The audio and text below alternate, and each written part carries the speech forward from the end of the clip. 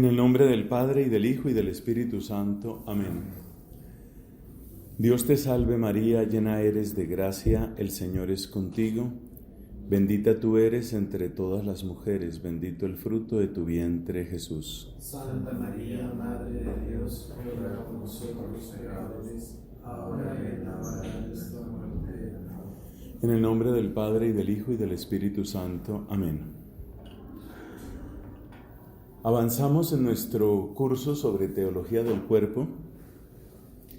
Hoy vamos a referirnos a un fenómeno cultural, filosófico y religioso que ha estado presente a lo largo de los siglos, muchas veces de formas muy sutiles, y que tiene una gran importancia porque termina siendo una especie de negación de los elementos esenciales de la teología del cuerpo. Estamos hablando de la gnosis, palabra griega que se suele citar así en griego.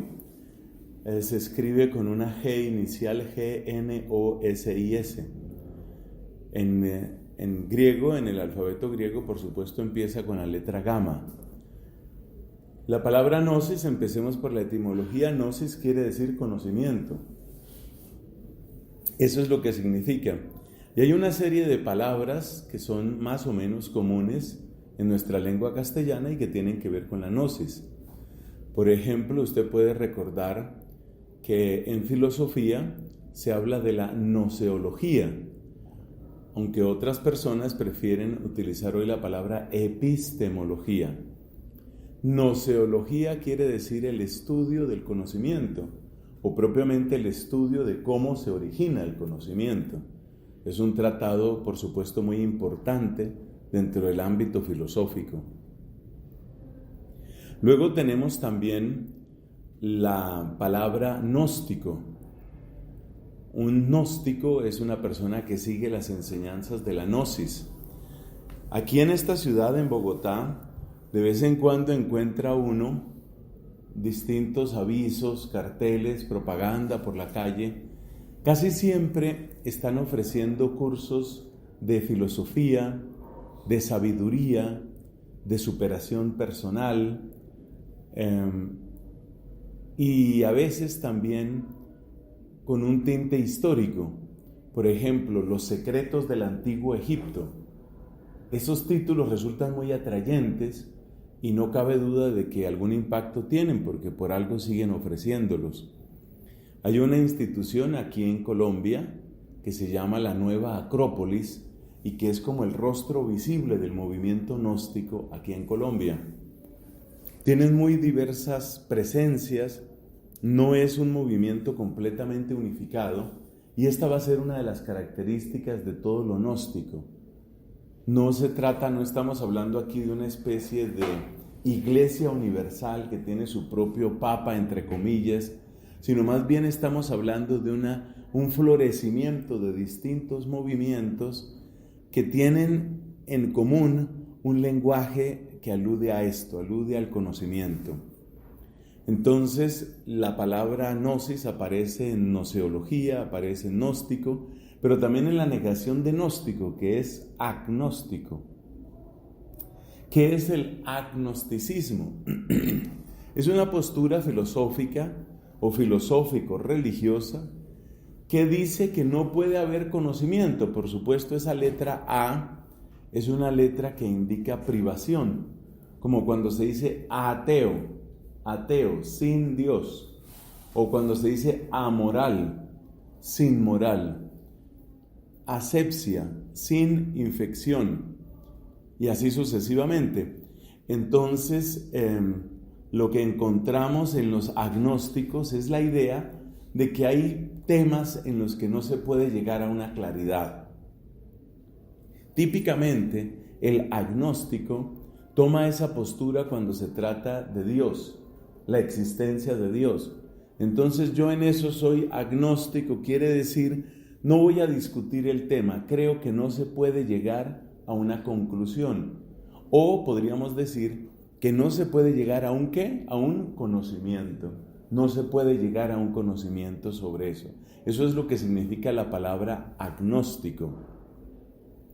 De una manera informal, hoy se utiliza también en la tecnología la palabra agnóstico, pero no es ya en este sentido filosófico ni religioso, sino en el sentido, por ejemplo, de una funcionalidad que que se cumple independientemente de la plataforma en la que estés trabajando.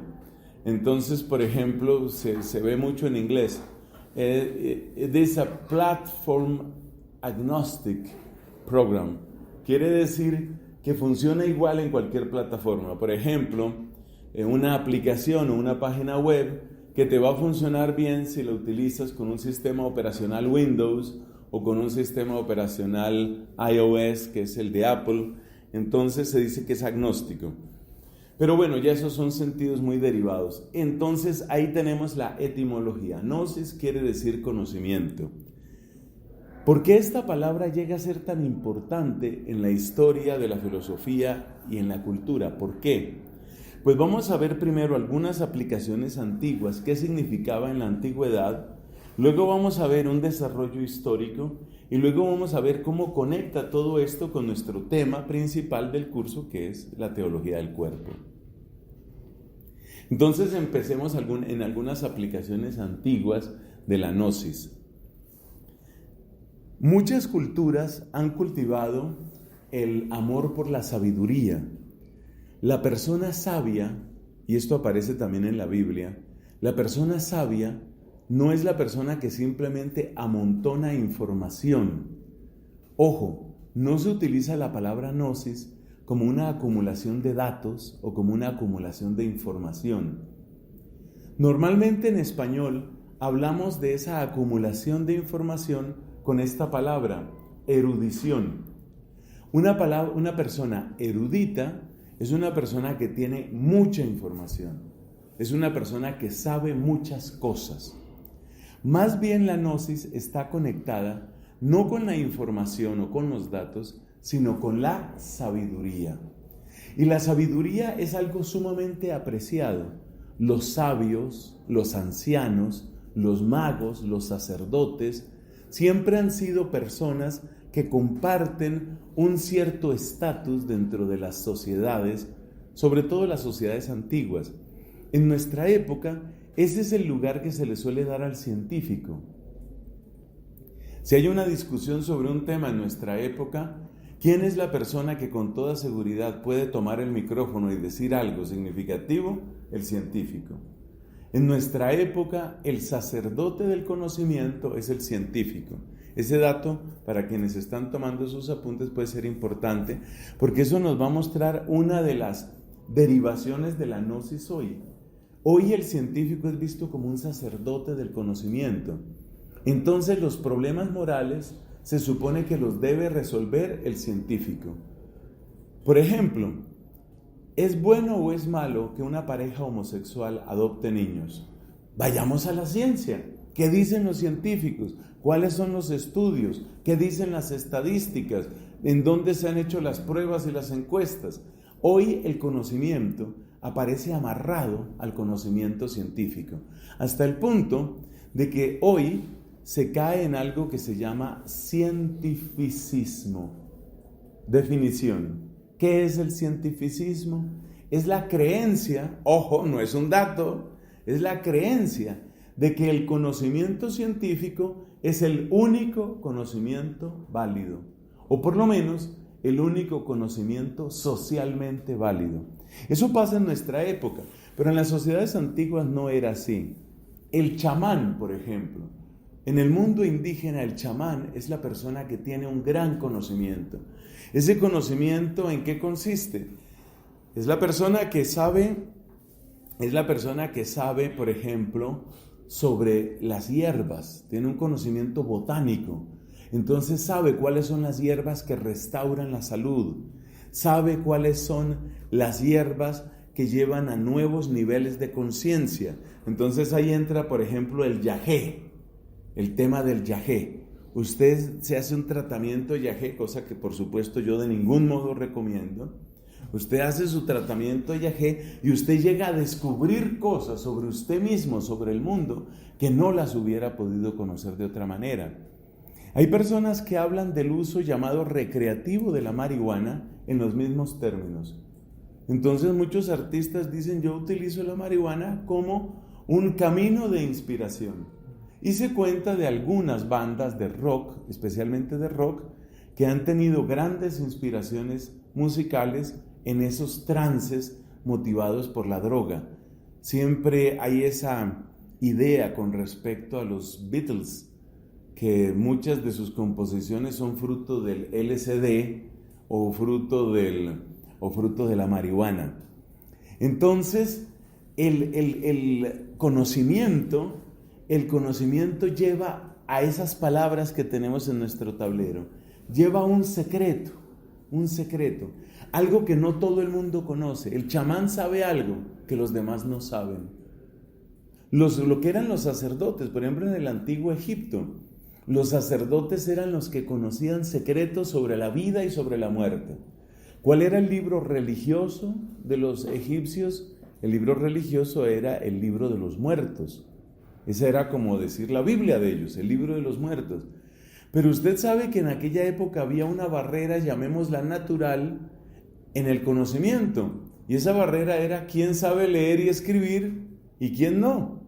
Entonces, si usted no sabe leer y escribir, el libro de los muertos es algo a lo que usted no tiene acceso. ¿Quiénes son los que sí tienen acceso a ese libro? ¿Quiénes son los que sí tienen acceso a ese conocimiento? Entonces, usted se da cuenta que son los sacerdotes. Entonces, el sacerdote es el que tiene acceso a esas preguntas profundísimas y a esas respuestas profundísimas. Y ahí aparece otra palabra, la palabra arcano. El secreto del arcano. Arcano es aquello que está, podríamos decir, recluido. Es el conocimiento, pero el conocimiento sellado, el conocimiento recluido, el conocimiento que no todos tienen, el conocimiento que por consiguiente podemos llamar misterioso. Entonces el sacerdote del antiguo Egipto es el sacerdote que tiene un conocimiento único. ¿Qué viene después de la muerte? Es una pregunta que se puede hacer cualquier persona. Se me ha muerto mi padre, ¿qué pasa con él? ¿Dónde está él? ¿Me puedo comunicar con él? Lo que él sabía, ¿lo puedo llegar a saber yo? ¿Él me puede hablar?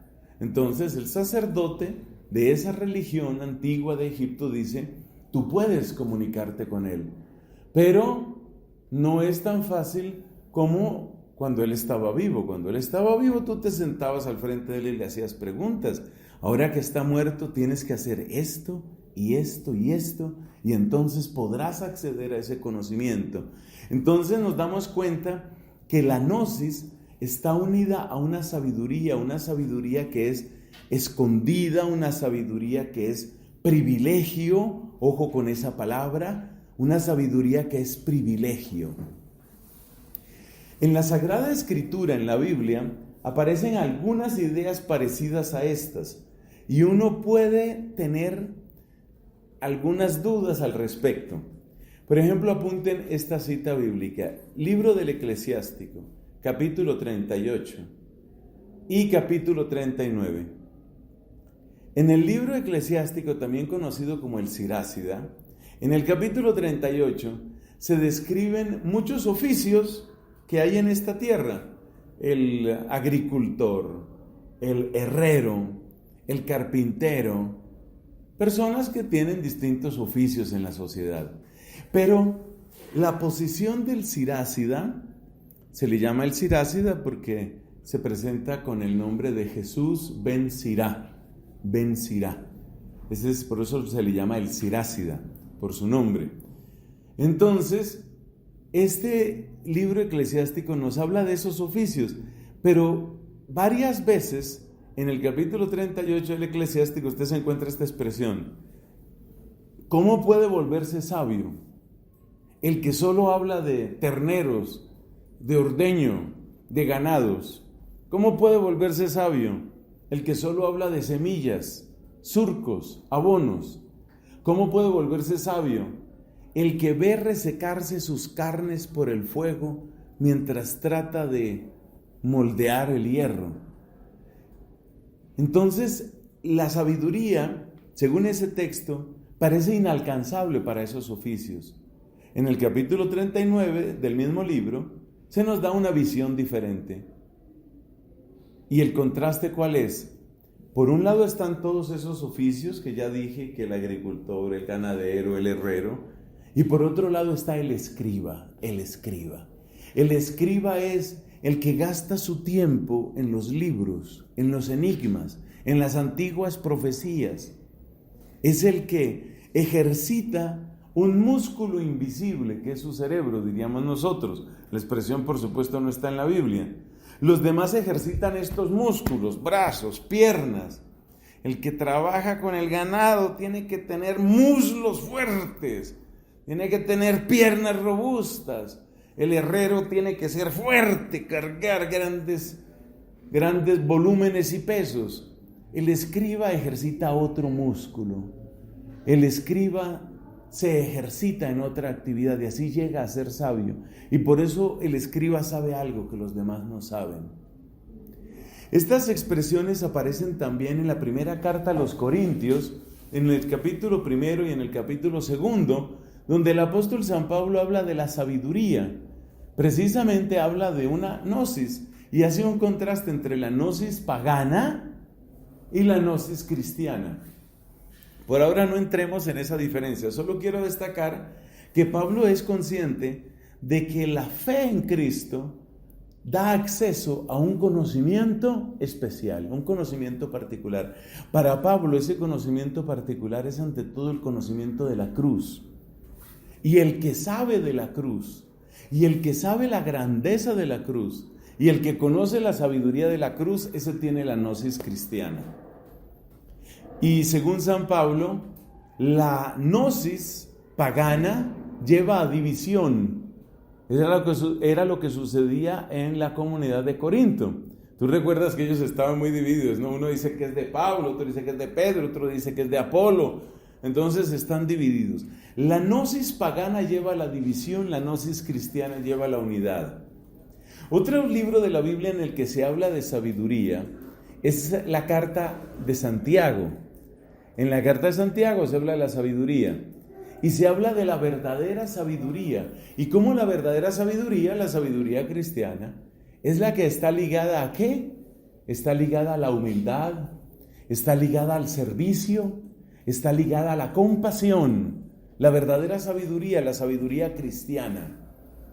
Mientras que la sabiduría del mundo es llamada sabiduría diabólica por parte de el apóstol Santiago. Ya esto nos da a entender que el tema es serio.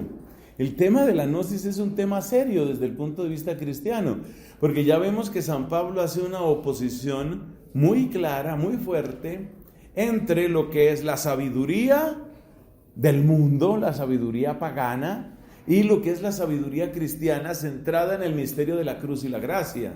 Y luego el apóstol Santiago también hace un contraste muy fuerte entre lo que es la sabiduría de este mundo, a la cual él se atreve a llamar diabólica. La sabiduría del mundo es una sabiduría diabólica, movida por la codicia, movida por el egoísmo, mientras que la sabiduría cristiana está marcada por las palabras que ya dijimos: la humildad, el servicio, sobre todo a las viudas, los huérfanos, y la compasión.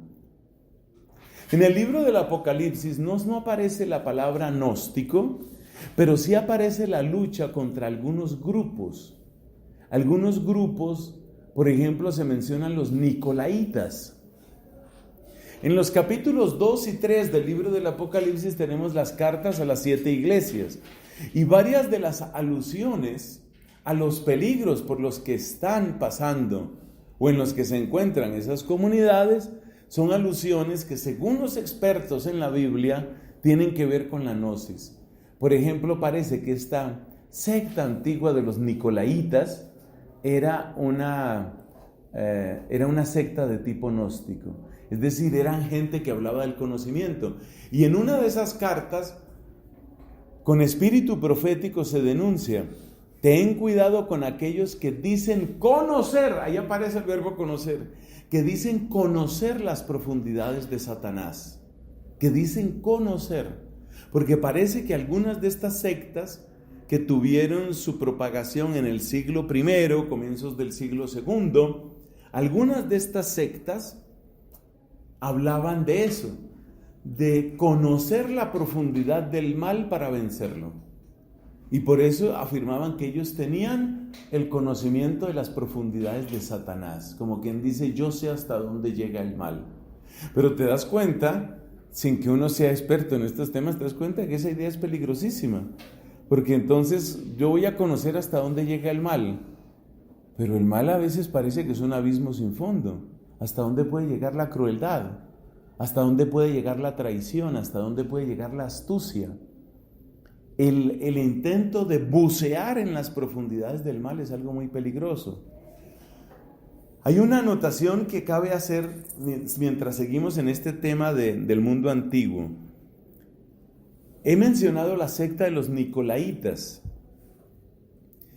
La palabra Nicolaita pues está relacionada con Nicolás, pero resulta que la palabra Nicolás, el nombre Nicolás, está conectado con un verbo y con un sustantivo griego que significa vencer. Entonces parece que el sentido de la palabra Nicolaita es ¿cómo diríamos? Los vencedores. Entonces los Nicolaitas son los vencedores. Y aquí aparece una idea que es interesante,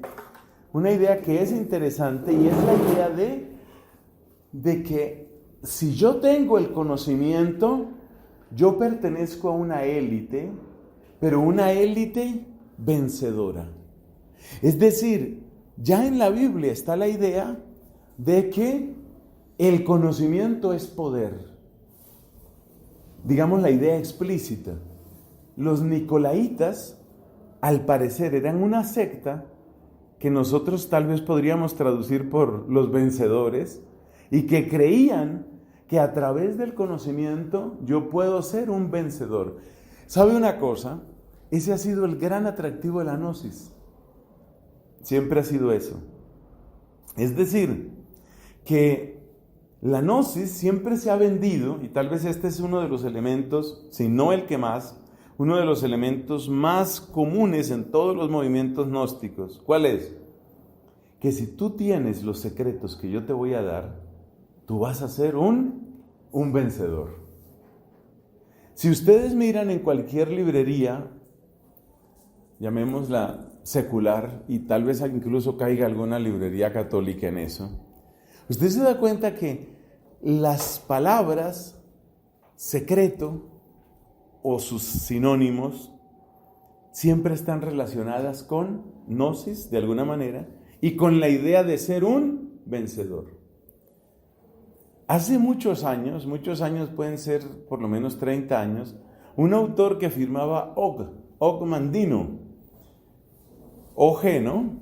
El nombre, Og Mandino, tenía una serie de libros que se vendieron muchísimo y uno de ellos se llamaba El secreto más grande del mundo. El secreto. Y esa palabra secreto se sigue repitiendo. Entonces te encuentras que hay un libro que se vendió bastante, sobre todo hace unos 4 o 5 años, se vendió muchísimo, El secreto.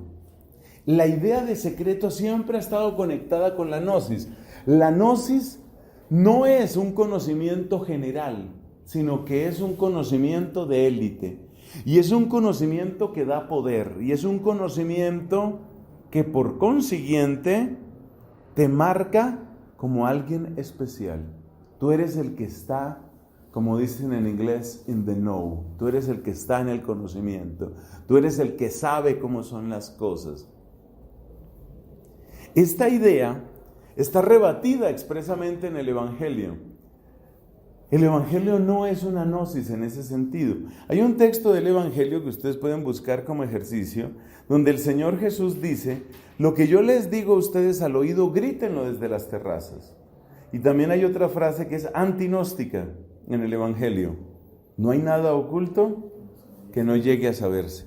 Esa frase es antinóstica, porque la gnosis vive del secreto, vive del misterio. que es lo que ayuda a tener una sensación de élite. De modo que los dos grandes motores, este dato le va a servir a usted mucho, incluso en el servicio pastoral, que yo sé que es muy importante para todos ustedes. Este dato le va a servir mucho. ¿Cuál dato? Que los dos grandes motores de la gnosis han sido la caricia al ego y la sensación de poder. ¿A qué llamamos caricia al ego? Eres especial. Tú sabes algo que nadie más sabe. Tú sí tienes los secretos de la vida. Los demás se equivocan, se estrellan, fracasan. Pero ¿cómo no van a fracasar? Vamos a hacer una comparación muy infantil, pero es que sirve. Una comparación muy infantil, ¿cuál es? Imagínate que tú nunca has conducido un carro, un coche, dicen en otros países. Nunca has conducido un carro. Te suben a un carro, es un carro que vale $100,000, $200,000 de súper lujo, con gran potencia, con la última tecnología, pero tú nunca has conducido un carro. Te suben ahí y apenas ves un botón que dice encendido. ¿Qué va a pasar? Tú tienes el mejor carro del mundo, pero ¿qué va a pasar si tú sales a la calle y nunca has conducido? Pues probablemente te vas a estrellar. Entonces todos los predicadores de la gnosis van a utilizar en cierto sentido esa metáfora, pero coloreada, ¿cierto? Dulcificada de otra manera. ¿La idea cuál es? En ti hay un gran potencial.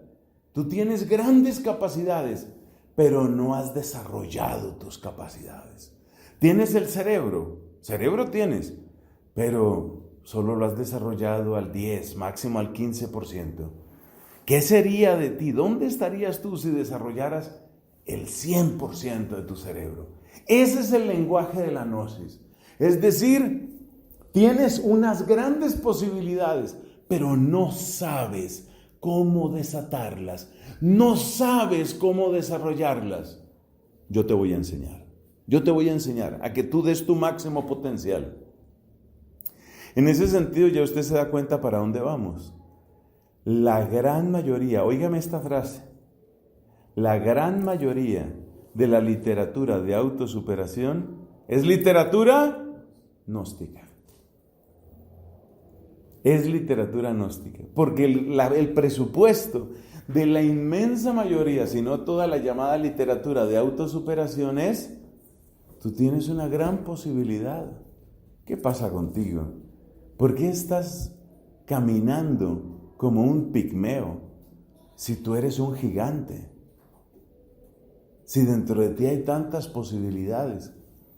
Curiosamente, este lenguaje de engrandecimiento del ego es un lenguaje que resulta especialmente efectivo con los varones. No es tan efectivo con las mujeres. Y ese es un tema muy interesante. Diríamos que es un tema colateral, no es un tema principal el día de hoy. Pero es un tema que vale la pena tener en cuenta. La mujer, en principio, se siente menos atraída por esos temas de simple grandeza. De simple grandeza. La grandeza que se exhibe, ese yo soy gigantesca, portentosa, no es algo que atraiga a demasiadas mujeres. No es que a ellas no les guste el poder, lo que pasa es que ellas buscan otras formas de poder, otros estilos de poder. Pero ese es un tema colateral. Entonces, en el mundo antiguo está mucho esta idea, está muy presente esta idea en las sectas gnósticas, la idea de un club, la idea de una élite, la idea de que yo puedo encontrar caminos. Yo estoy perdido y tú me vas a dar el camino. Hay un momento en la última cena en el que el apóstol Tomás, ¿no?, le pregunta a Jesús: pero si no sabemos a dónde vas, ¿cómo vamos a saber el camino? A lo cual responde Cristo la frase que conocemos: yo soy el camino, la verdad y la vida. Esa es una frase antinóstica. ¿Por qué? Porque si lo miras bien, la pregunta de Tomás es la típica pregunta gnóstica.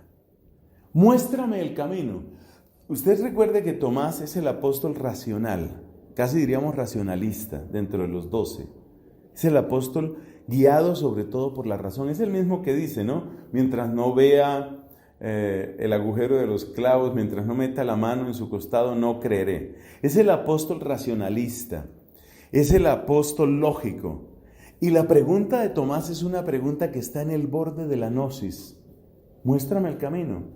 Es decir, ¿qué es lo que está diciendo Tomás ahí? Dame las instrucciones. Dame las instrucciones y yo llego. Dame las instrucciones y yo llego.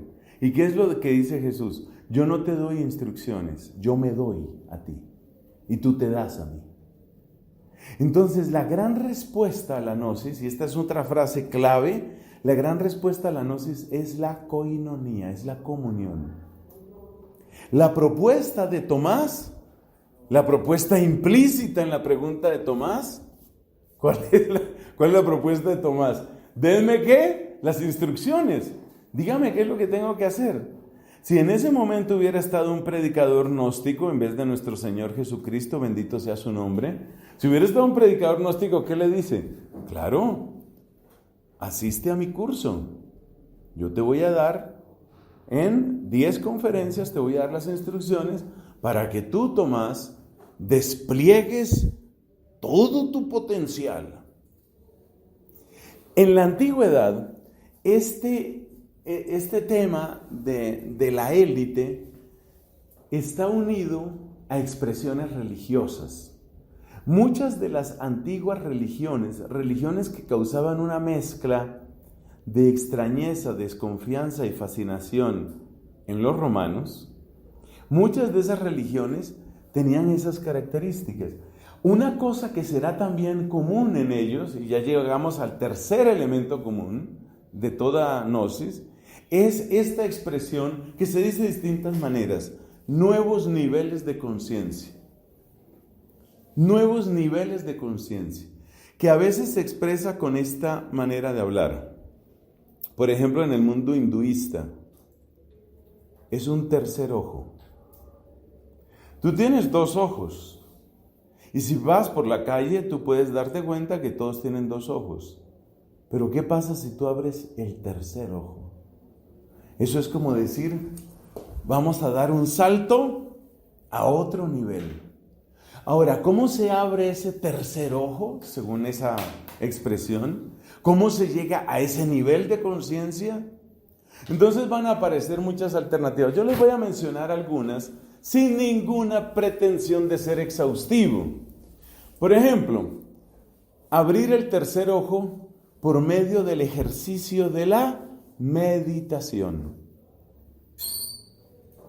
Tú aprendes a silenciar tu cerebro. Aprendes a desconectarte de las necesidades, urgencias y reclamos corporales. Apareció la palabra cuerpo. Ese es el budismo. Tú te desconectas de las necesidades corporales. ¿Qué quiere decir eso? El budismo no te sacia el hambre, te desconecta del hambre. Por favor, muy atentos a esa diferencia. Una cosa es saciar el hambre y otra cosa es desconectarte del hambre. Es decir, el budismo lo que quiere no es que a ti se te pase el hambre, sino que a ti no te importe el hambre. El budismo no quiere que a ti se te acabe el dolor, sino que no te importe el dolor. No es que el dolor quede superado, sino que el dolor queda inexistente. En el fondo, el budismo es el prescindir del ser. Los reclamos del ser deben desaparecer. Y eso se logra a través de un camino de ascetismo, propone el budismo, por supuesto yo no estoy de acuerdo. Se logra a través de un camino de, ¿qué dijimos? De ascetismo y de un camino de meditación. Entonces, a medida que van desapareciendo todas las necesidades corporales, ¿cuáles son todas las necesidades corporales? El sueño, el hambre, el dolor, el calor, el frío. El ideal budista es que a ti no te importe que eso no exista para ti, que tú estés en un nivel de conciencia en el cual eso no interesa. Entonces el monje budista, en la serena placidez de una meditación profundísima y un altísimo según se mire, o profundísimo según se mire nivel de conciencia, no tiene ningún reclamo de su cuerpo. Entonces puede estar en la más perfecta meditación, cubierto con una simple túnica a 15 grados bajo cero. Puede permanecer en la más perfecta meditación y en la absoluta inmovilidad por 70 horas seguidas. No está dormido, no está despierto, está hiperdespierto, está en un nivel nuevo. Ha desaparecido, podríamos decir, toda necesidad corporal, está en otro nivel de conciencia. Entonces el budismo, usted ya se da cuenta que tiene un parentesco muy grande con todo esto que estamos diciendo. Por eso le digo que la gnosis es algo que reaparece de modos que uno no se explicaría, y ahí está, y ahí vuelve y sale. Otro, a través de sustancias psicoactivas. Llámanse sustancias psicoactivas aquellas que tienen una influencia en nuestro conocimiento, en nuestra percepción de la realidad. Mucho del mundo indígena tiene que ver con eso, pero también el mundo del vudú. Una gran cantidad de teoría sobre la brujería, el animismo, tiene que ver con este tipo de sustancias. Entonces el chamán no solo es una persona que tiene un conocimiento que puede decir con palabras, sino que tiene experiencias que son inefables, que no se pueden poner en palabras. Porque este hombre pues diríamos nosotros, se droga. Este hombre se droga. Y entonces a través de esas sustancias va por allá a otros niveles. ¿Cuál fue el lugar religioso más famoso de la Grecia antigua? El oráculo de Delfos. Usted se va a asombrar de lo que le voy a decir. El oráculo de Delfos estuvo activo por lo menos 1000 años. Eso no fueron ni 20 ni 30, fueron 1000 años. 1000 años en los cuales generales, comerciantes, filósofos, reyes, hombres, mujeres, jóvenes, ancianos, fueron a hacer consultas a ese oráculo de Delfos. ¿Y en qué consistía el oráculo de Delfos? En el oráculo de Delfos, básicamente lo que había era un grupo de sacerdotes del dios Apolo. Apolo era el gran personaje ahí. Y resulta que el dios Apolo se supone que se manifestaba a través de unas pitonisas. Estas pitonisas eran mujeres que permanecían a veces durante años prestando sus servicios ahí. La gente usualmente no hablaba directamente con las pitonisas, sino con los sacerdotes, que eran algo así como intermediarios. Entonces usted iba allá donde estos sacerdotes de Apolo y decía: yo quiero saber si ha llegado el momento de atacar a los persas. Esa es una pregunta difícil. Usted tiene que dar una ofrenda alta, porque además se supone que usted es un general, usted es un rey. Entonces la persona da una ofrenda alta. Esa ofrenda alta pueden ser, por ejemplo, 20 bueyes. Voy a ofrecer 20 bueyes, o lo que puede valer 20 bueyes, en sacrificio al dios Apolo. Pero pregunten. Entonces estos sacerdotes transmitían esa pregunta a la mujer o mujeres que iban a recibir eso. A veces era una sola. ¿Y esta mujer de dónde sacaba la inspiración? Resulta que en ese lugar hay una especie de emanación de sustancias sulfurosas, azufre. El azufre, que además huele hediondo, el azufre huele a huevos podridos, o los huevos podridos huelen a azufre, porque se produce una cosa que se llama ácido sulfídrico, que es hidrógeno unido al azufre, y el ácido sulfídrico no solo huele de una manera espantosa, huele a huevo podrido, sino que además es muy sofocante. Es decir, el ácido sulfídrico disminuye la capacidad de absorber oxígeno de tu cuerpo. Todo lo que disminuya el oxígeno en tu sangre tiene efecto en tu cerebro. Porque a medida que tu cerebro empieza a recibir menos y menos y menos oxígeno, lo cual puede llevar a la muerte, por supuesto. En la medida en que tú vas recibiendo menos oxígeno, las conexiones dentro de tu cerebro, las sinapsis de tu cerebro, empiezan a ser más aleatorias o a veces inesperadas. Entonces, la persona que se somete voluntariamente, pero eso tiene que ser medido, como dicen en los programas de televisión, no hagan esto en casa. La persona que se somete a grandes dosis de ácido sulfídrico, provisto el hecho de que pues, va a sentir un aroma espantoso, asqueroso, repugnante, vomitivo, pero si la persona soporta eso, su cerebro empieza a trastornarse, empieza a perder el sentido de la ubicación y el sentido del lenguaje. Entonces las pitonisas del oráculo de Delfos soltaban palabras en medio de ese trastorno, en medio de ese mareo, soltaban palabras. Muchas veces palabras incoherentes.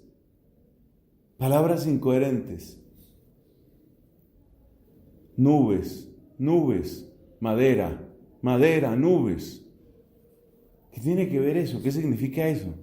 Y eran luego los sacerdotes de Apolo, los que tomaban esas palabras y las interpretaban y le decían al que dio los 20 bueyes, mira, madera y nubes, eso significa que va a haber una tormenta, pero que tus barcos van a resistir. Es el momento que vayas al ataque. Eso era el oráculo de Delfos. Entonces, fíjate, se supone que el ácido sulfídrico estaba llevando a nuevos niveles de conciencia. Ese es otro sistema. En otras ocasiones, esos nuevos niveles de conciencia están conectados con la invocación de muertos, lo que se llama la nigromancia. En otras ocasiones, los nuevos niveles de conciencia provienen ¿de qué? De que vamos a leer las cartas. Todo lo que tiene que ver con adivinación está conectado con esto. Entonces, tú mismo, según uno de esos rituales antiguos, tú mismo debes revolver estas cartas, porque tú eres el que está haciendo la pregunta. Entonces, tú revuelves las cartas, es el origen del tarot, es el origen del I Ching. Tú revuelves estas cartas y ahora ponlas aquí. Aquí veo algo muy sospechoso. Observa cómo esta luna aparece en ambas esquinas. Esto está indicando 2 noches. Y tú estás en la mitad de esas 2 noches. Esto indica que hay 2 ataques que tendrás que recibir. Entonces ya viene la interpretación. Se supone que las cartas, o se supone que la mano, heira, es mano en griego, de ahí viene quiromancia. Entonces se supone que tu mano tiene el secreto. La quiromancia puede ser muy atractiva para algunas personas, porque uno carga pues con sus manos toda la vida, ¿no? Entonces eso de que te digan, muestra tu mano, muestra la mano. Pero si aquí está, como quien dice, tú llevabas la respuesta ahí, tú la tenías ahí en tus manos estaba la respuesta. Lo que pasa es que tú no sabes leer tu mano. Pero ven, yo te la voy a leer. Aquí dice algo muy serio. Aquí dice que vas a pasar por una enfermedad terrible, pero la vas a superar, porque la línea de la vida, y entonces ya viene toda la interpretación. Todo eso es búsqueda de nuevos niveles de conciencia. Entonces hemos encontrado 3 elementos que suelen ser comunes a todos los movimientos gnósticos, no importa cómo se disfracen. ¿Cuáles son esos elementos? El primer elemento es que hay una caricia al ego. ¿Por qué? Porque ahora tú eres distinto. Eres tú, pero es un tú mejorado. Es un tú mejorado. Vas a llegar a un nivel nuevo, vas a llegar a algo distinto. ¿Cuál fue el segundo que dijimos? Entonces hay una sensación de poder. Ahora vas a poder lo que antes no podías. Tú estabas en la incertidumbre, ¿ataco o no ataco? Estabas averiguando sobre los persas y tus consejeros te decían, mira, no lo vayas a hacer. Pero otros te decían, esta oportunidad es la última que vas a tener. ¿Qué hago? Pues ahora tienes poder, ahora sabes, ahora el tiempo, eso es muy importante en la gnosis, el tiempo. Ahora el tiempo te ha abierto sus secretos, porque ahora ya sabes lo que viene para ti. Y lo tercero, nuevos niveles de conciencia. Hay un cuarto elemento que va a aparecer, pero si quieren ponerlo ahí de una vez es buena cosa, y es esto que decimos aquí, el desprecio a lo corporal. Es decir, lo corporal es transitorio, es engañoso, es aparente, es frágil. Se puede usar y tirar. Lo corporal, lo material. Lo realmente importante es lo intelectual, el conocimiento.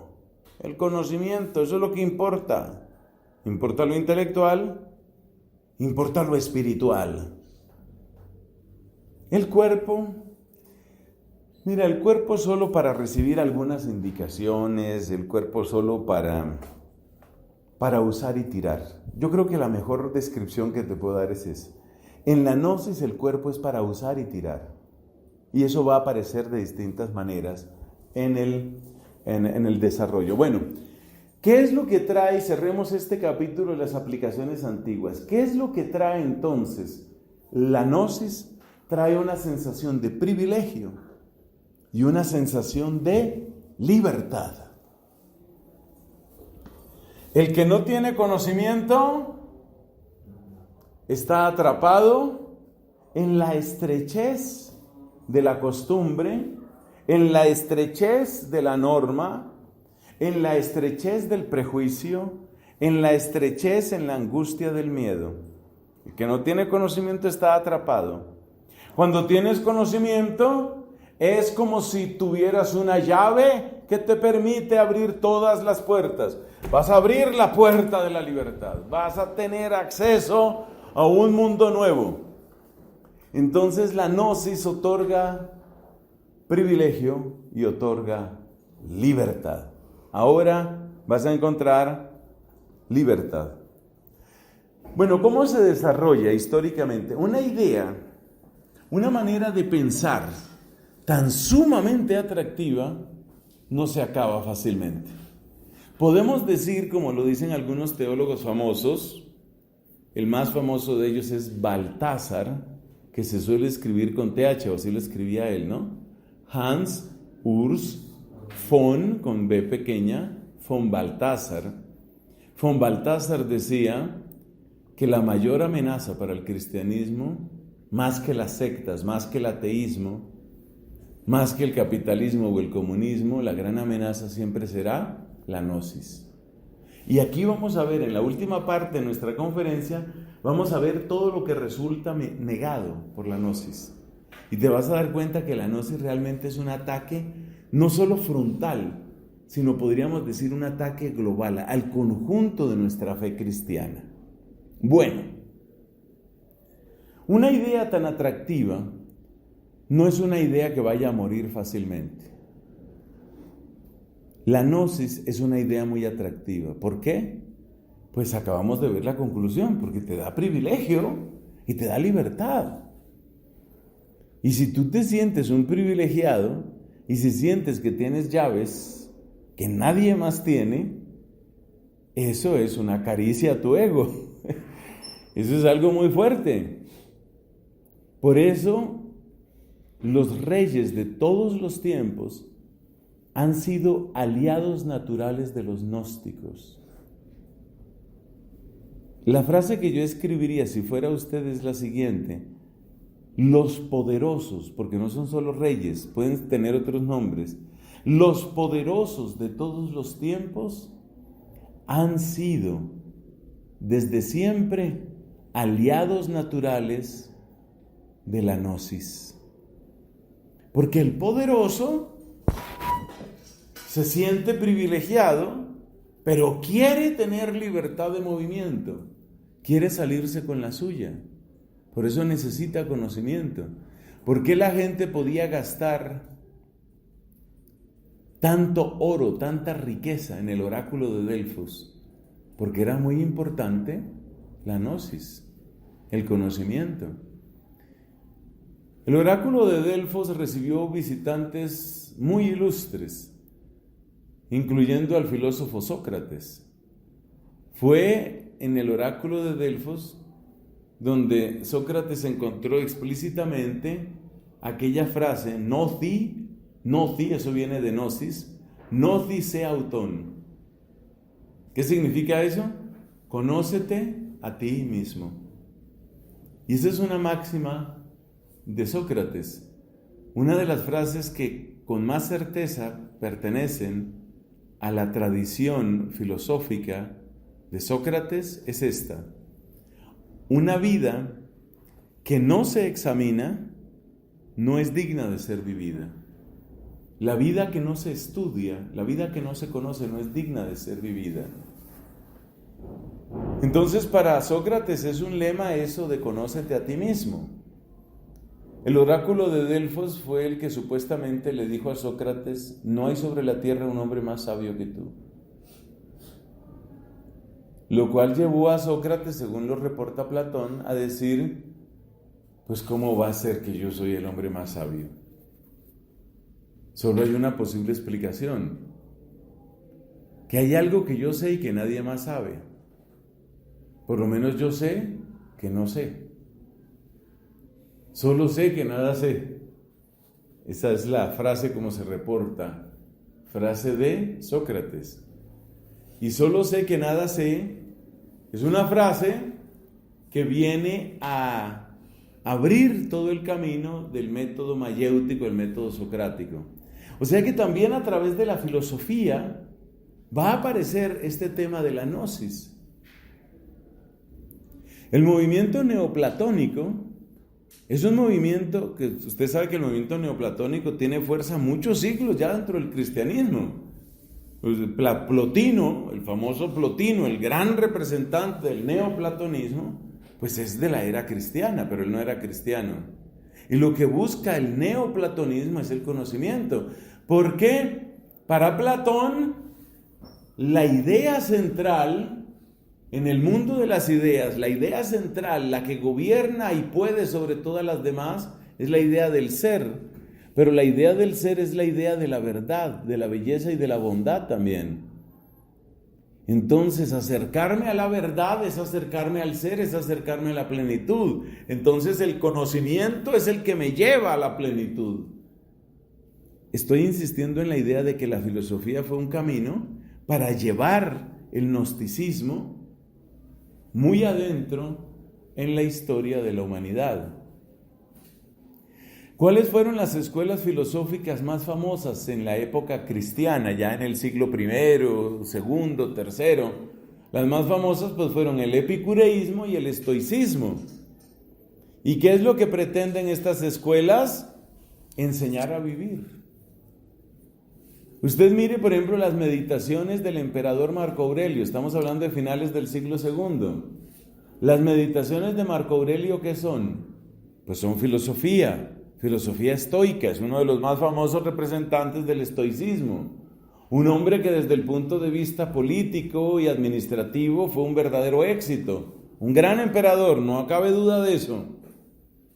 Bueno, y Marco Aurelio pues tiene su libro que se llama Meditaciones. Y estas meditaciones, que son reflexiones de vida, enseñanzas de vida de Marco Aurelio, ¿qué propósito tienen? Pues lo que acabamos de decir, enseñar a vivir. Es decir, es conocimiento que te enseña a vivir y que te enseña a vivir con poder. Son ideas que no están muy lejanas a las de la gnosis. Entonces el estoicismo, el epicureísmo, el neoplatonismo tienen mucho que ver con la gnosis, mucho que ver con el conocimiento.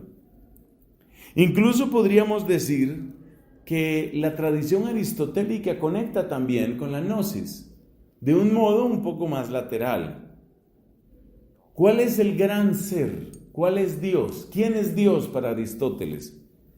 Pues Dios es el ser supremo, es el acto puro. Cuando Aristóteles se pregunta, ¿cómo es la vida de Dios? La respuesta es: la vida de Dios es conocimiento. Estamos en la misma idea o muy cercana. ¿Y qué piensa Dios? ¿Qué conoce Dios? Cualquier cosa que Dios conozca que sea inferior a Él, es indigna de Él. Entonces Dios solo piensa en sí mismo. Entonces fíjate el ideal de sabiduría que está ahí metido en el mundo aristotélico. El ideal de sabiduría es, pues se supone que yo tendré que parecerme a Dios, o sea, que mi mejor versión es asemejarme a Dios. ¿Y quién es Dios? Dios es puro conocimiento. ¿Y de quién se ocupa Dios? De Él mismo. Entonces fíjate que en el fondo estamos en el mundo del privilegio y la libertad. ¿Qué estoy diciendo con esto? Que incluso la tradición filosófica más fuerte en Occidente, sea por el camino estoico, epicureísta, neoplatónico o aristotélico, de algún modo conecta con este mundo gnóstico.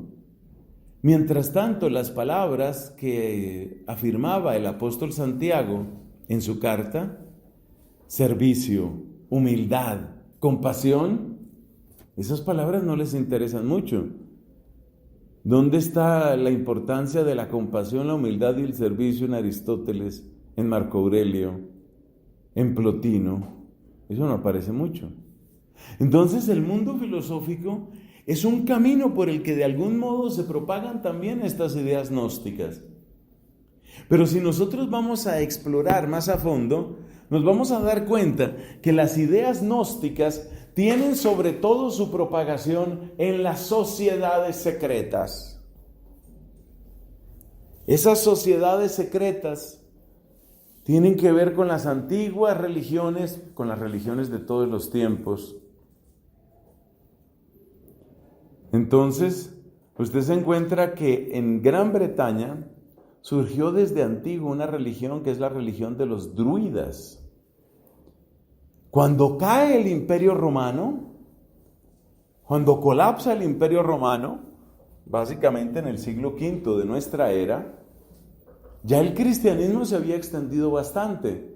El cristianismo empezaba a ser una presencia más o menos clara, más o menos robusta en lo que hoy es Francia.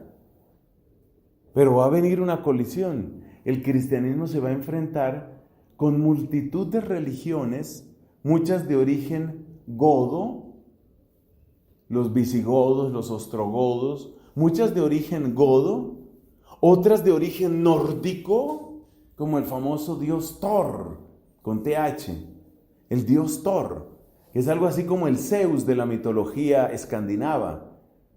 Su principal centro en cierto momento fue lo que hoy es Dinamarca. Entonces, el cristianismo en Francia se va a tener que enfrentar con vestigios de la religión druida. Piensa en la zona de Normandía. Va a enfrentarse con vestigios de la religión goda, ostrogoda, visigoda, y va a enfrentarse con remanentes y con influencia de las religiones germánicas y escandinavas, como es por ejemplo todo este panteón en el cual se encuentra Thor. Eso es lo que va a enfrentar el cristianismo. El cristianismo vence oficialmente. ¿Cómo vence? Pues a base de Carlomagno, a base de Carlomagno. Carlomagno da origen a la dinastía llamada Carolingia, y así una vasta extensión de lo que antes había sido el Imperio Romano, pues va a ser oficialmente cristiano.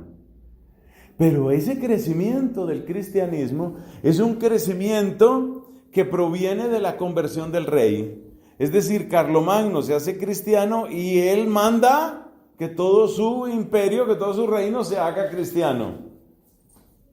Ya desde antiguo, desde muchos siglos antes, siempre resultó más cómodo para los reyes y emperadores que hubiera una sola religión. Asegurar una única religión es asegurar un único modo de conocimiento. Entonces Francia, lo que hoy es Francia, se vuelve oficialmente cristiana pues por la conversión de sus líderes, que son los reyes carolingios. Pero ustedes y yo sabemos que la conversión no sucede así por decreto. Eso de que el rey se volvió cristiano, entonces todos nos volvemos cristianos, eso no funciona.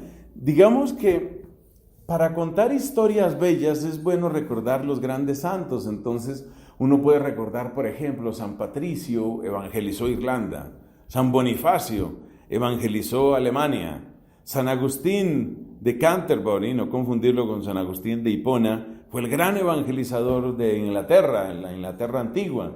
Uno puede recordar esos santos. En Francia siempre recuerdan a Santa Genoveva y la devoción a Santa María Magdalena y tantos otros santos de la antigüedad. Pero la verdad es que la gente no se convierte así. La conversión siempre es una conquista a medias mientras estemos en esta tierra. ¿Qué quiero decir con todo esto? Que aunque Francia, especialmente el territorio de Francia, se volviera oficialmente cristiano, quedaron ciertos reductos en donde se seguían practicando otras religiones, otras prácticas, otros modos de culto. Pero como la religión oficial era el cristianismo, estas otras prácticas se convierten en prácticas escondidas, secretas, ocultas. Una conversión oficial siempre produce religiones secretas, ocultas. Entonces, en la antigua Francia, pero también en la antigua Alemania, se van a producir esos lugares en donde hay prácticas secretas. Ese es el origen de la brujería en Europa, en Gran Bretaña.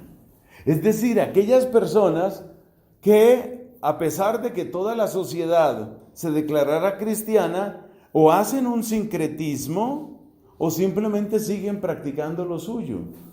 Entonces ahí empieza una historia sumamente oscura. Por definición, una historia muy poco conocida, porque fue una historia que sucedió en las sombras, en las penumbras. Y esa es la historia de la brujería. Estas son las personas que siguen practicando lo suyo. Algunas de esas personas nacen, podríamos decir, en las afueras, en las periferias del cristianismo. Otras nacen en las periferias del judaísmo, porque también hay judíos. Por supuesto, la población judía es minoritaria en comparación con los cristianos. Entonces, del judaísmo va a salir una derivación gnóstica que se llama la Cábala, escrito con K. Entonces, la Cábala es un intento de aprovechar, no me gusta el verbo, pero quedémonos con ese por ahora, aprovechar elementos judíos, integrar elementos judíos dentro de un conocimiento, dentro de un modo de pensar que es diferente. Y así van a surgir también movimientos y sociedades secretas, con distintos motivos. La sociedad secreta de tipo cristiano más famosa en la Edad Media son los templarios. Y ustedes y yo sabemos que los templarios pues, van a dar fuente a una cantidad de mitos, leyendas y literatura. Los templarios oficialmente eran gente que iba a defender, con una recia preparación militar y espiritual, defender los lugares santos y defender el mundo cristiano. Pero ¿qué sucedía realmente adentro del mundo de los templarios? Es algo un poco extraño. Además hay una cosa, cuando nosotros hablábamos del mundo antiguo, el mundo en su mayor parte precristiano, decíamos que hay una idea de élite. Y esa idea de élite y de secta está muy unida al concepto de que si usted está entre los templarios, si usted es un templario y yo soy otro templario, usted y yo nos apoyamos. Y si usted tiene toda la generosidad del mundo para volverse templario, entonces usted pone al servicio de la causa gran cantidad de dinero, porque se acabaron los templarios. Los historiadores coinciden en decir que la mayor parte de los ataques a los templarios eran porque se habían llenado de tierras y de riquezas. O sea que había mucho de una estructura gnóstica o seminóstica en los templarios. Posiblemente había gente muy virtuosa, nadie lo niega. Entonces, en el desarrollo histórico se va a dar contacto con la magia, con la brujería, con la alquimia. Todo esto se revuelve. Es un mundo muy complejo, ahí se revuelven muchas cosas. Esa historia de la brujería es una historia turbia, es una historia sucia, es una historia que contiene crímenes, sacrilegios, sacrificios humanos, profanaciones, muchas veces historias de altísima perversión. Algunas de estas brujas, por ejemplo, tenían costumbres realmente obscenas o realmente depravadas, porque en la búsqueda de nuevos niveles de conciencia, y este es un elemento que no habíamos mencionado antes, pues va a aparecer también las experiencias sexuales extremas. Entonces, llevar al cuerpo a una experiencia de placer enloquecedor. Algunas de estas brujas y brujos buscaban sensaciones extremas, a veces a través del sadismo, a través de la crueldad, a veces a través del masoquismo, sometiéndose al dolor, a veces a través del uso de sustancias narcóticas, a veces a través del uso de afrodisíacos, para tratar de llevar la sensación sexual, el placer sexual, a niveles realmente enloquecedores. Por eso la gente también tiene gran desconfianza hacia la brujería y por eso van a pasar también muchas cosas contra brujos y brujas. Entonces está la magia, está el esoterismo.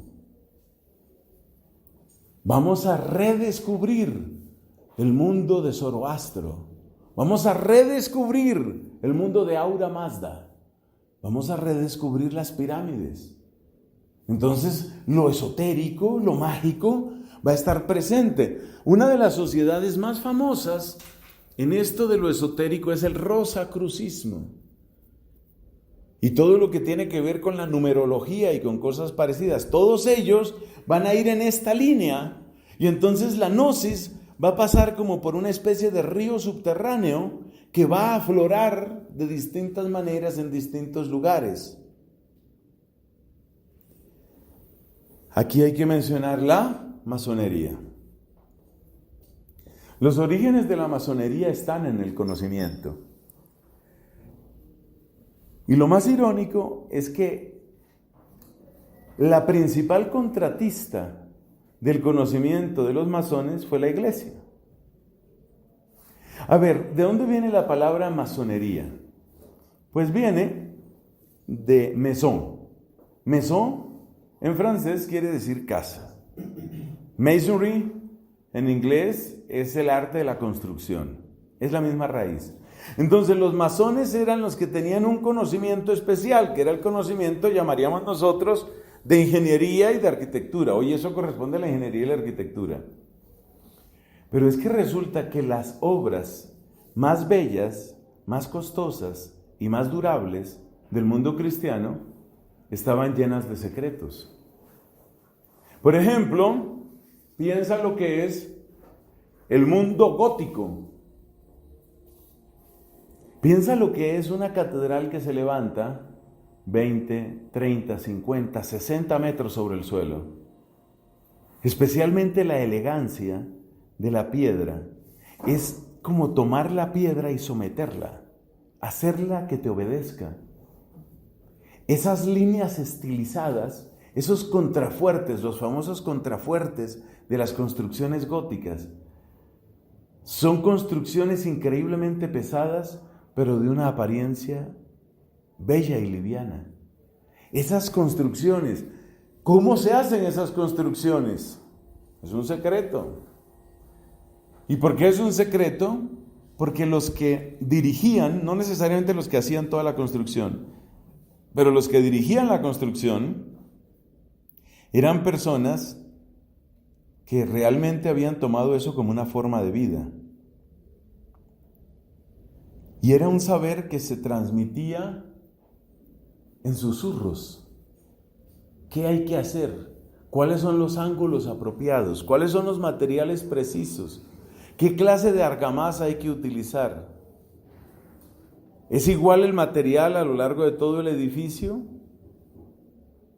Entonces ellos, con un orgullo que hasta cierto punto consideramos justificado, ellos sentían que tenían un conocimiento realmente único, un conocimiento único, que ellos sí sabían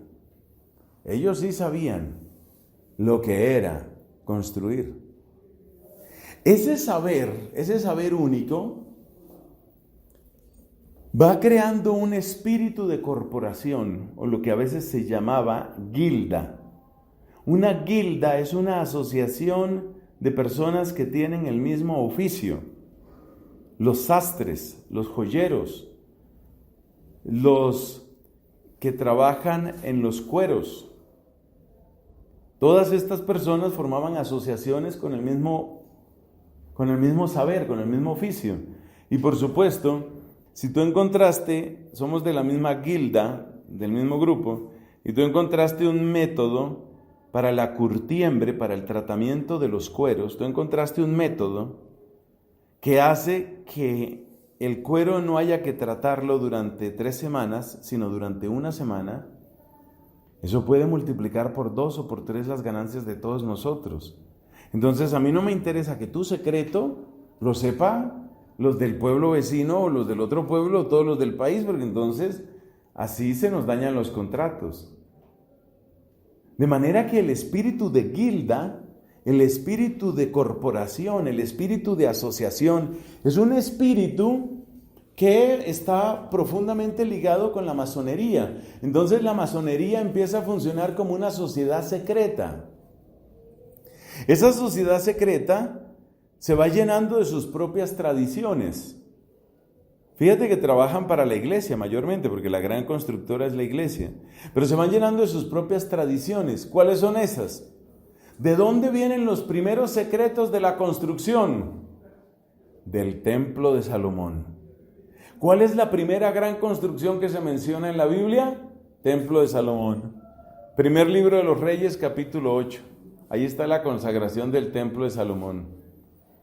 ¿Y quién le dio las instrucciones a Salomón para que hiciera ese precioso templo, la construcción más grande de la antigüedad? Dios mismo. Entonces, ¿de dónde viene la sabiduría de los masones? Pues viene de Dios. Pero ese Dios no queremos que quede en manos de los obispos, los sacerdotes. Ese Dios que da las instrucciones, nosotros lo vamos a llamar el gran arquitecto. ¿Y cuáles son los instrumentos fundamentales para nosotros? Medir distancias iguales y medir ángulos precisos. Las distancias iguales se miden por medio del compás, que conserva la misma distancia.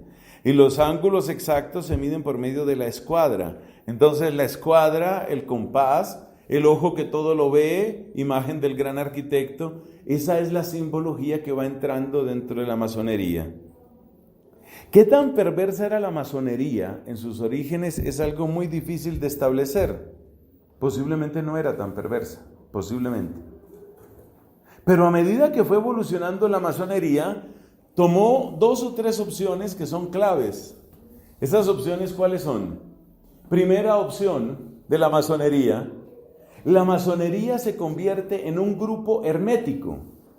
Es decir, ningún conocimiento debe salir. No es una sociedad secreta, es una sociedad ultra o súper secreta. Es un conocimiento hermético. Segunda opción de la masonería, es un conocimiento gradual, que es una manera de hablar de hermetismo al interior. ¿Qué quiere decir hermetismo al interior? Que si yo soy un recién llegado y usted lleva más tiempo, entonces usted y yo pertenecemos a la misma masonería, pero usted sabe algo que yo no sé. Y él, que lleva más tiempo que usted, él sabe algo que usted no sabe y que yo por supuesto tampoco sé. Entonces viene un hermetismo interior, ese es el segundo elemento. Ese hermetismo interior es el que va determinando los famosos grados. Entonces la masonería se establece como una sociedad secreta que tiene grados. Y en esos grados hay un ascenso que significa cada vez, ¿cuáles fueron las palabras aquí? Más privilegios y más libertad. Según dicen los entendidos, hay especiales, hay documentales muy amplios sobre la masonería que usted puede encontrar en YouTube. Hay en particular un español que se ha dedicado a desenmascarar lo que es la masonería hoy, porque la masonería ha ido evolucionando con el tiempo. Parece que cada vez de una manera más drástica. Incluso ya hay ramas femeninas de la masonería. Entonces la masonería cada vez da más privilegio y libertad. Entonces la persona que entra en el grado primero de la masonería simplemente lo mira como un lugar para encontrar amigos, conversaciones interesantes, buenos contactos de negocios. No le hacemos mal a nadie, caray. Pero probablemente cuando esa misma persona ya va en el grado 10º, entonces ya se ha metido en asuntos de influencia política, ya ha crecido su nivel de privilegios, ya es una persona que siente que su bienestar material y su éxito profesional están asegurados. Según dicen, por supuesto a mí no me consta, pero según dicen los que han estudiado o han estado en ese mundo, en los grados últimos de la masonería se hace cada vez más claro, y este es el tercer elemento que vamos a mencionar, la radical oposición a la iglesia. Porque la iglesia tiene una pretensión de un conocimiento también. O sea, finalmente nosotros estamos predicando algo que se llama la buena noticia. Y si estamos predicando la buena noticia, estamos predicando, pues de algún modo, un conocimiento. Juan capítulo 17, esta es la vida eterna, que te conozcan a ti, Padre, y a tu enviado Jesucristo. Es un conocimiento. Por supuesto que luego vamos a ver que el conocimiento que nosotros proponemos es un conocimiento que no es simplemente intelectual. Entonces, esos tres elementos tiene la masonería a medida que va evolucionando. Se vuelve una sociedad hermética, nada debe salir. Segundo, hay un hermetismo interno, o lo que es lo mismo entre paréntesis, una estructura de grados. Supuestamente son grados hasta el 33. El número 33, si eso es verdad, no ha sido escogido al azar. Se supone que Jesús llega a su plenitud a los 33 años. Entonces, llegar al grado 33 es estar a la altura de Jesús. Se supone que esa es la idea. Y tercero, es una sociedad secreta que tiene como enemiga a la iglesia. ¿Por qué? Porque la iglesia es la competencia y porque la iglesia es la que denuncia la masonería. Entonces, por eso la masonería tiene esa estructura. Parece que eso es cierto, pero hay que tener un poco de prudencia, sobre todo cuando hablamos de la antigua masonería. Hay que saber que en el siglo XIX la masonería estuvo muy presente en todo el movimiento de independencia de nuestros países. De modo que San Martín, el liberador allá de Argentina, Simón Bolívar, Antonio Nariño, Camilo Torres, prácticamente todos los próceres de la independencia fueron miembros de famosas logias, se llaman logias masónicas. Hubo también muchos sacerdotes que pertenecieron a las logias. ¿A qué se debe eso? ¿Eran sacerdotes apóstatas? ¿Eran espías infiltrados en la jerarquía eclesiástica? No necesariamente. Pero una cosa sí es cierta, y es que la masonería de ese tiempo probablemente no era igual que esta. Muy probablemente. Si era algo sano, si era recomendable, si hubiera sido recomendable en aquel tiempo pertenecer a la masonería, yo lo dudo. Porque muy pronto la iglesia empieza a pronunciarse con respecto a la masonería, relativamente pronto pues, pero sobre todo ya en el siglo XIX va a advertir, no se puede ser católico y masón al mismo tiempo. Esa es una afirmación bastante tajante. ¿Qué buscaban los sacerdotes que pertenecían a las logias masónicas, por ejemplo, en aquel tiempo? ¿Qué buscaban? Posiblemente lo que buscaban era sobre todo un ambiente de relación. Es decir, buscaban tener espacios de relación con las élites culturales y políticas. Alguien me decía una vez, un historiador que algo ha tratado de estas cosas, me decía, muchos de estos sacerdotes incluso buscaban un cierto cultivo intelectual. Es decir, una conversación que fuera estimulante. Es evidente que hablar con gente que participó aquí en Colombia en la expedición botánica, o hablar con los traductores de los derechos del hombre y del ciudadano, eran cosas que eran interesantes. Un Antonio Nariño, un Simón Bolívar, hablando de próceres aquí de Colombia, eran personas que habían viajado, muchos de ellos hablaban varios idiomas. Seguramente un Simón Bolívar entendía muy bien el inglés y el francés, además por supuesto del español. Entonces eran personas que tenían 2, 3 idiomas, habían viajado. Algunos de ellos se habían formado en Francia, por ejemplo. Habían vivido en Francia 8, 10 años. Tenían experiencia de mundo, hablaban de las últimas novedades, los avances de la ciencia, la tecnología, las nuevas corrientes literarias, los movimientos de pensamiento. Entonces el lugar, casi diríamos, natural para esas tertulias eran las logias masónicas. Ese era el lugar. Pero, el peligro siempre está ahí. ¿Hubo dominicos masones? Sí hubo dominicos masones. Bueno, entonces las sociedades secretas son la historia del desarrollo de la masonería, la historia del desarrollo de la cábala, el rosacrucismo. Y hay una rama que también hay que mencionar, la teosofía. El espiritismo y la teosofía van a surgir con fuerza en el siglo XIX. Curiosamente, uno de los países más racionalistas y agnósticos, como es Inglaterra, fue en cierto momento el paraíso del espiritismo. Usted se impresionará la cantidad de personas que creían en el espiritismo y que utilizaban el espiritismo. Hubo cosas que usted y yo miraríamos simplemente como ridículas en la Inglaterra de ese tiempo. Por ejemplo, una historia, que a pesar que mi memoria no da para tener los nombres, pero una historia absolutamente exótica, es la de un compositor británico que murió. No sé qué tan bueno era, no tengo capacidad para juzgar eso, pero este compositor murió.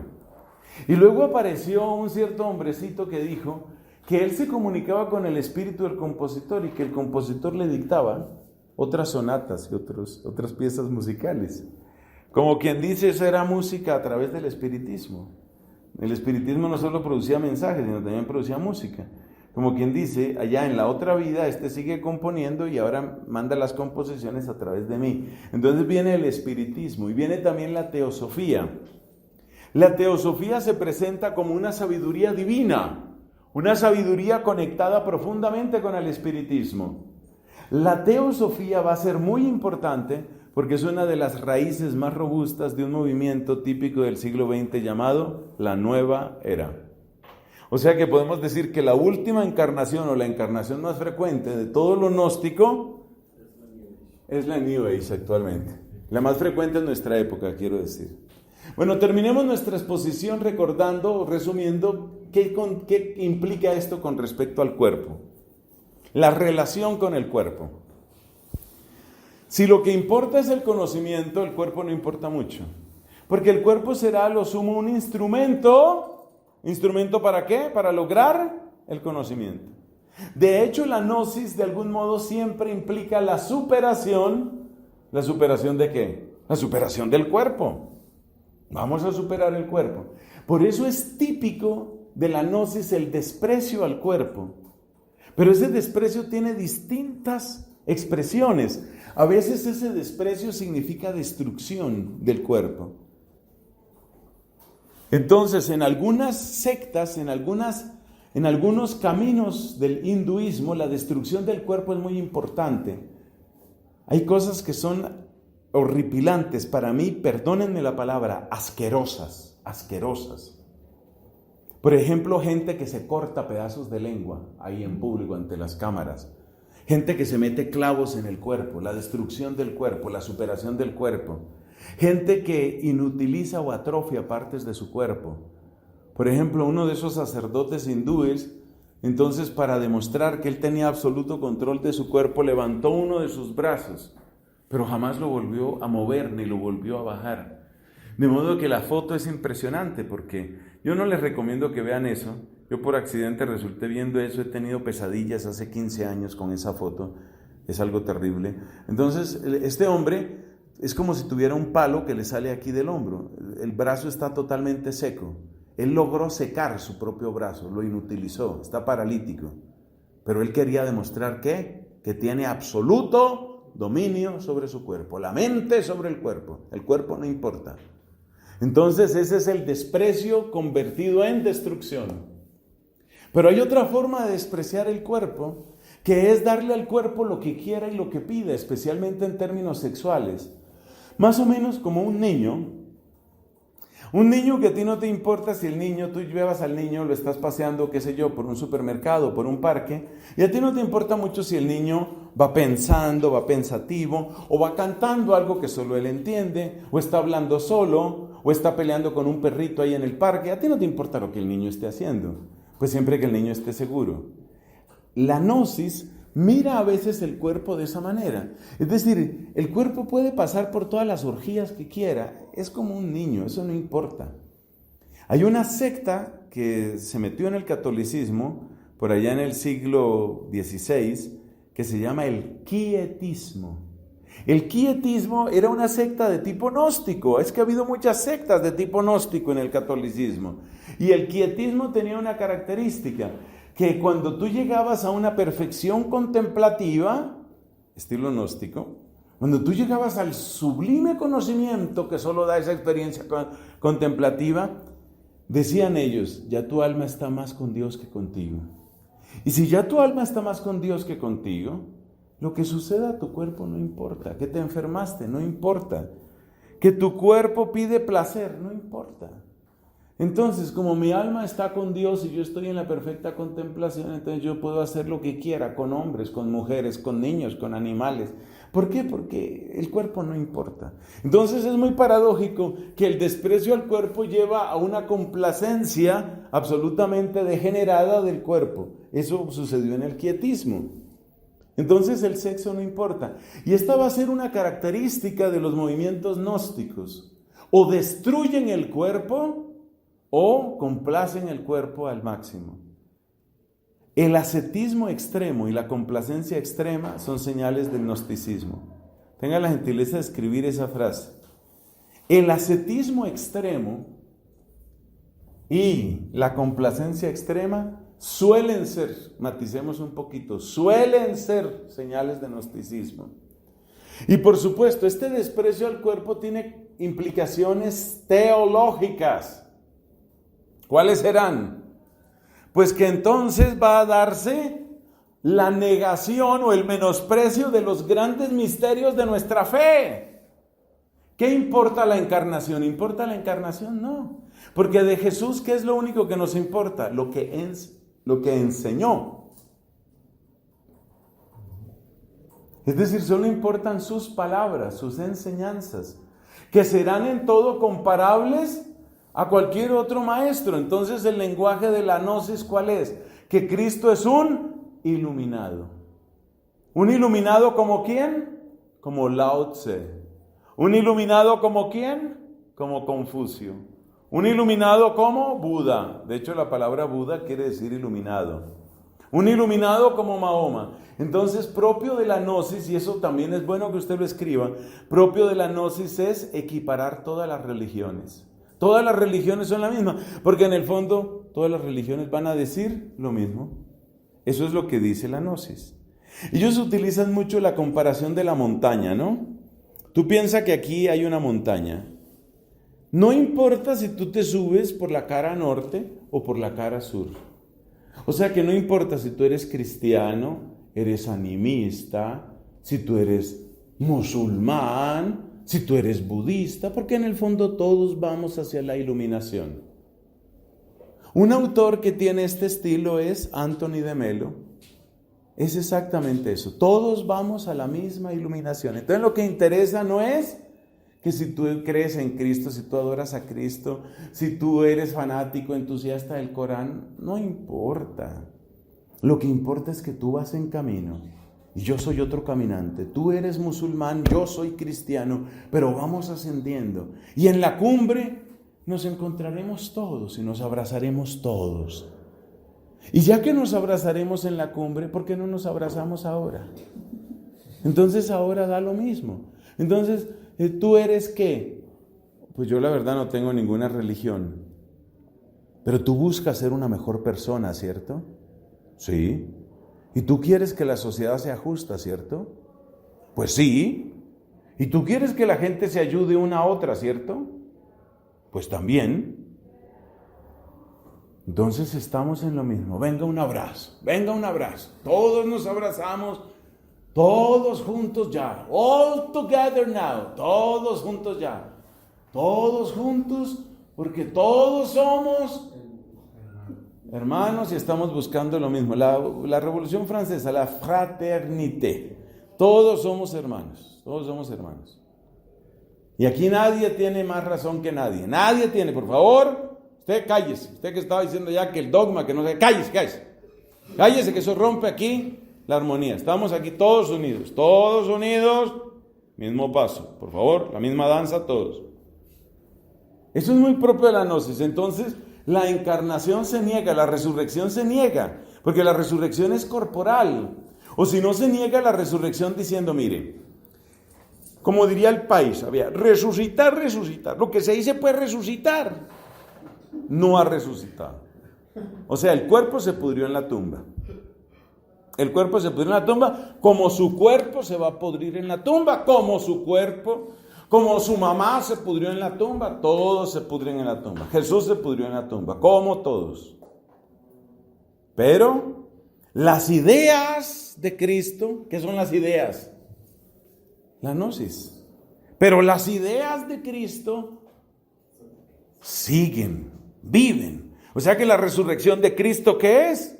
Que sus ideas viven. La causa de Cristo vive y la construcción del reino de Dios vive. Amén, aleluya. Entonces, ¿qué significa eso?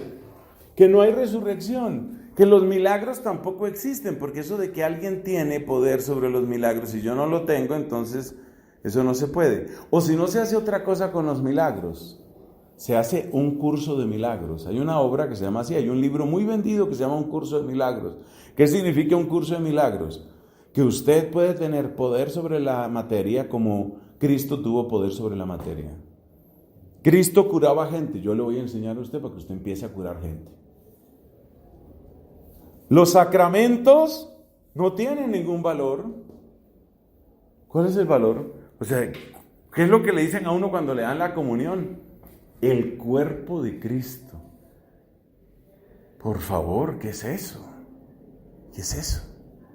Entonces el bautismo no tiene importancia, el perdón es imposible a través del sacramento, lo único que interesa es el conocimiento. El sacerdocio entonces no tiene ningún valor. El sacerdocio no produce nada. El hecho de que le impongan a usted las manos no va a cambiar nada. Lo importante es lo que usted conozca, lo que usted sepa, lo que usted viva. Entonces no hay ninguna razón para darle ninguna importancia ni al Papa, ni a los obispos, ni a los sacerdotes. Los únicos sacerdotes que importan son los sacerdotes del conocimiento. La gente que tiene la verdadera sabiduría. Y por supuesto, eso implica la negación o el menosprecio de la teología moral. Sobre todo en lo que tiene que ver con lo más corporal. ¿Y qué es lo más corporal? Lo sexual. Lo sexual. Entonces, obviamente, la tendencia gnóstica cuando se mete en la iglesia, ¿qué va a implicar? Que lo sexual casi no tiene importancia. Mire, si usted se quiere con otra persona, eso es lo importante. Pero es que esa otra persona, pues es otro hombre. Lo que pasa es que a mí me gustan los hombres, yo soy homosexual. Hombre, eso no tiene importancia. No tiene importancia. Entonces, la homosexualidad automáticamente es algo aprobado. En el mundo gnóstico la homosexualidad es algo aprobado. ¿Por qué? Porque el cuerpo no importa. Ni que digamos pornografía, masturbación, cosas de esas, esos son juegos de niños. A lo sumo se dirá, pues es una etapa de maduración. Una etapa de maduración. Pero es que ya tengo 70 años y sigo con la masturbación y la pornografía. Bueno, tu maduración es un poco más lenta, pero no te preocupes, porque además otra forma de desprecio es la reencarnación. Entonces tranquilo, tú duraste 108 años masturbándote, pero no te preocupes, Porque entonces en la próxima vida seguramente vas a ser muy casto. Muy casto. Entonces, por ahora no se pudo. ¿Sí? Castidad no hubo. Pero en la otra, ahí se va a lograr. Usted se da cuenta de todas las implicaciones que tiene este mundo de la gnosis y creo que con eso terminamos nuestra exposición. Gloria al Padre, al Hijo y al Espíritu Santo.